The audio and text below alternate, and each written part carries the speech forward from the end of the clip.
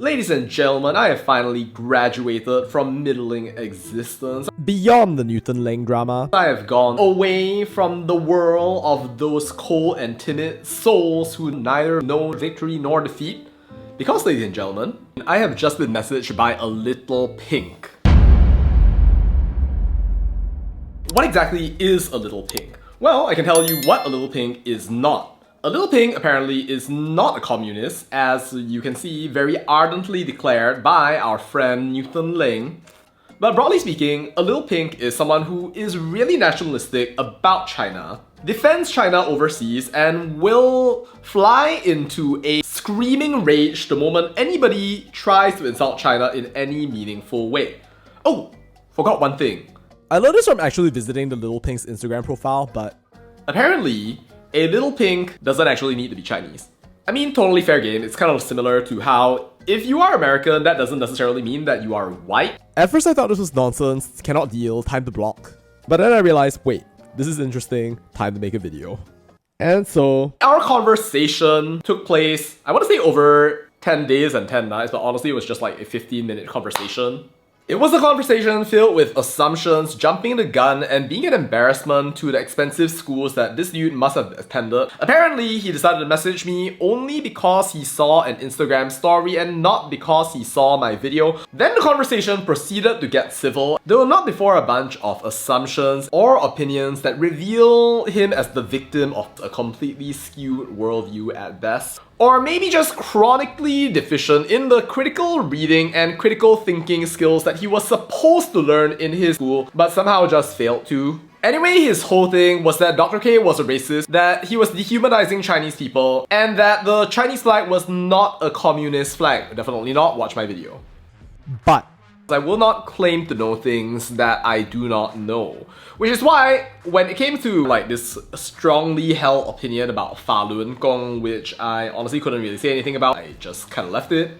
But anyway, the conversation continued. About things that this guy didn't actually know about, it seems. Anyway, so I asked our friend to do some research right there, and this is the banger that he rebutted with. Ignoring the fact that you can do research no matter what damn nationality it is that you are. It was also at this point that I realized that our little pink was in fact rather irritated by the term little pink, and he declared that essentially the term little pink is only used by self-hating White worshippers, whatever that means. or Taiwanese. I'm like, dude, wow. Anyway, after a little bit of trolling, maybe some I'm going down, I'm yelling timber, I had a 5,000 IQ moment as I realized to myself, China maintains a series of internet blocks that have been affectionately referred to as the Great Firewall. And that blocks Chinese users from accessing YouTube, Instagram, Facebook, and pretty much all forms of Western media for the reason of political control, by making sure that Chinese people apparently do not get false information, while at the same time allowing them to grow their ecosystem of companies like Tencent, Baidu, and a whole bunch of other things like that. So technically, speaking with me would have required him to go past the firewall by intentionally obtaining access to a VPN. I don't know about you guys, but it's a pretty interesting thought to imagine that somebody literally went to the lengths of violating the laws of their own country Unless for some reason he was actually using a legal VPN. in order to try to troll you. Fascinating. But here's where the conversation starts getting weird. Apparently, Western social media was banned in China Because Facebook and Mark Zuckerberg allowed Al-Qaeda terror attacks in China. Even after pointing out that Western media is banned because it encourages and allowed terror attacks, you still blame China for banning it instead of your white daddies. But here the conversation escalated even further.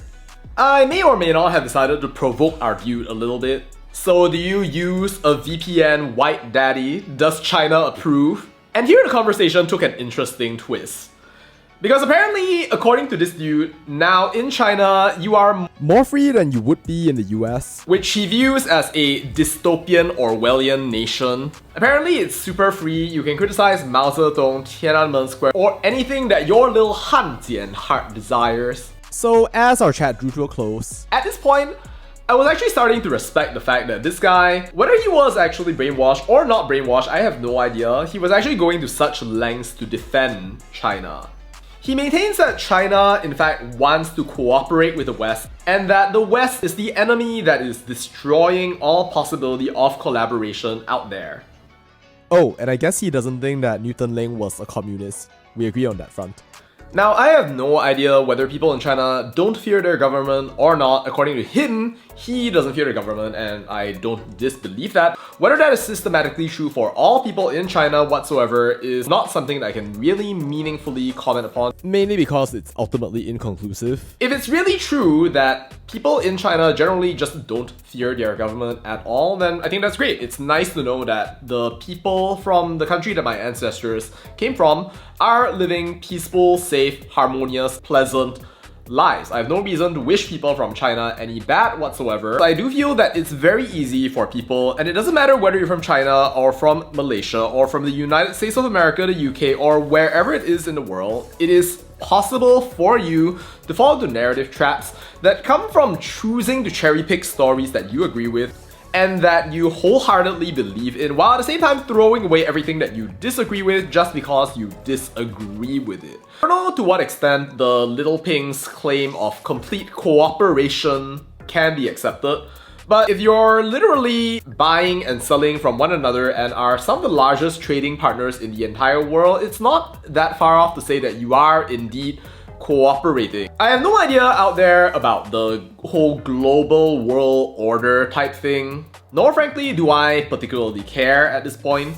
But what I do know is that whether you're from China or you're from America, at the end of the day, what's important is knowing how to use that brain inside you to be able to look through the narratives, because in this world, there is never really anything such as true good or true evil. You might think to yourself that the Chinese are completely, truly evil, or you might think that the Americans are a bunch of sniveling snobs out there to destroy all social order. If you are a free citizen, it is your right to hold those views. But as a free citizen, it is also, I would argue, your responsibility to develop the reasoning skills to be able to justify whether it actually makes sense or not to yourself.